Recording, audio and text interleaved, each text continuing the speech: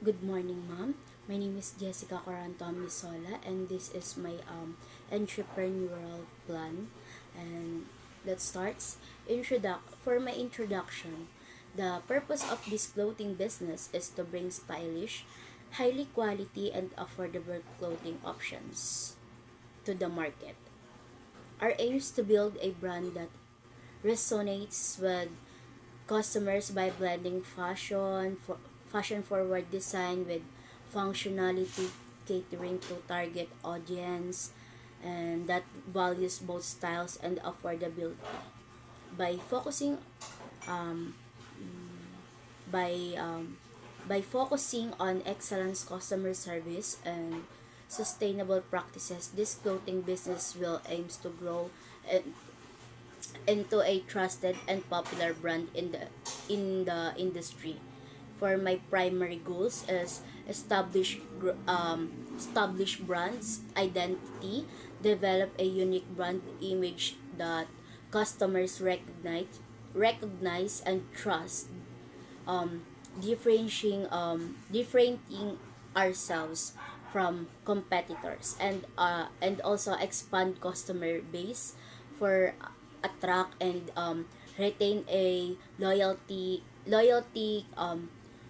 customer base through target marketing, social media engagement, and community involvement, and also for achieve and probability as generate consistent venue.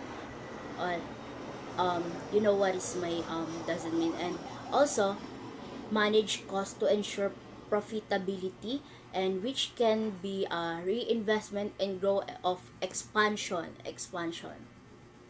for areas of growth. Product develop um, um, for my product development as stay on the top fashion trends and customer preference to our to offers a selection of clothing that aligns with market demand. Sa social media is more on mas maganda, mas malaki ang expansion niya. And also, hindi lang sa, marami na kasing brand, like, pwede ka nang mag-Lazada, ano ba yun? Shopee, Temu, and also sa TikTok, pwede ka na rin maka-order. For, eto na nga, marketing and social media, yon nabanggit ko na siya. And also, uh, build a strong social media presence to connect with customers, promote products, and drive sales. Yun nga na pwede kang magtinda sa TikTok. One of my example is pwede ka rin mag-live selling para naman mahingkayat mo yung mga customers mo. For my uh, supply chain and inventory management, strengths and supply relationship, improve inventory management to avoid stockouts and access inventory, ensuring efficiency and operations.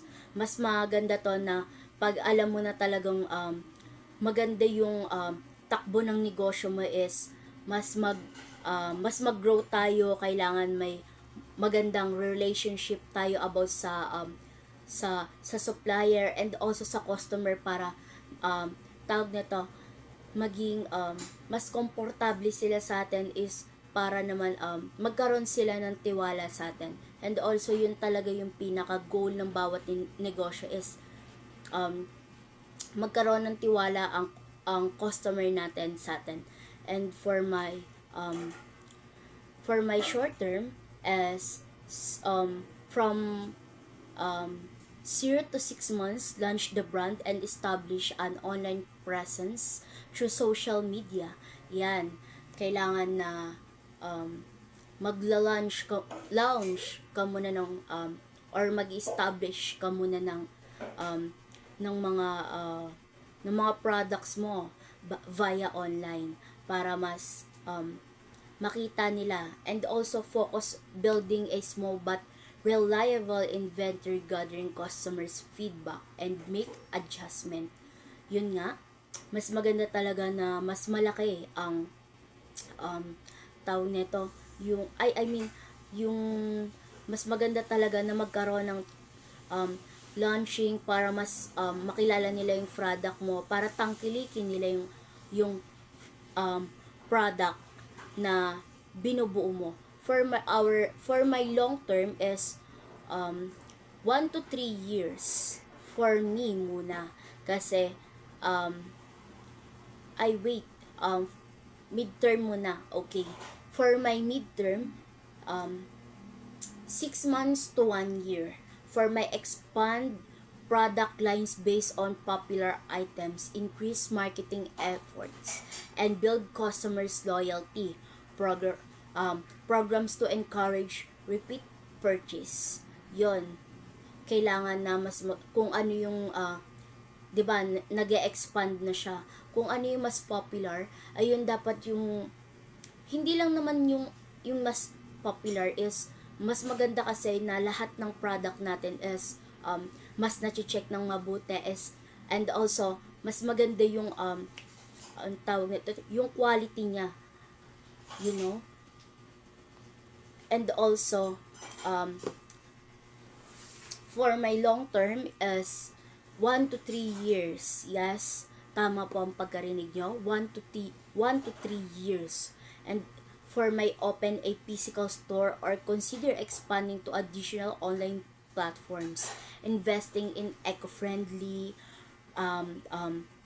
price and explore partnership for potential collaboration or exclusive lines, tulad nga noon ng mga ibang ng mga ibang tawag nito, ng mga ibang nagnenegosyo is mas maganda ang makipag-collab ka, partnership, para naman mas ma-expand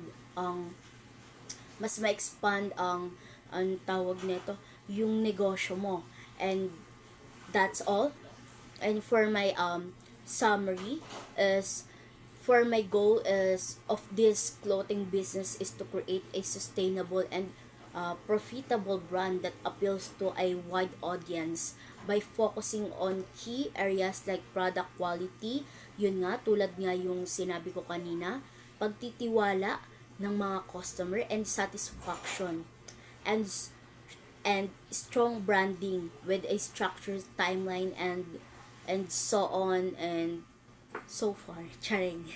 Yon, okay. For branding with a structured timelines and clear objectives, this business aims.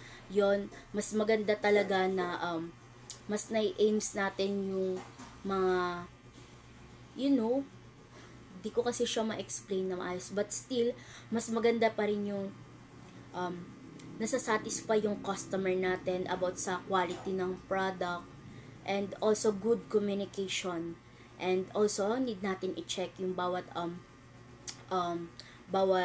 bawat nilalabas nating product to make it good quality. And that's all. Thank you.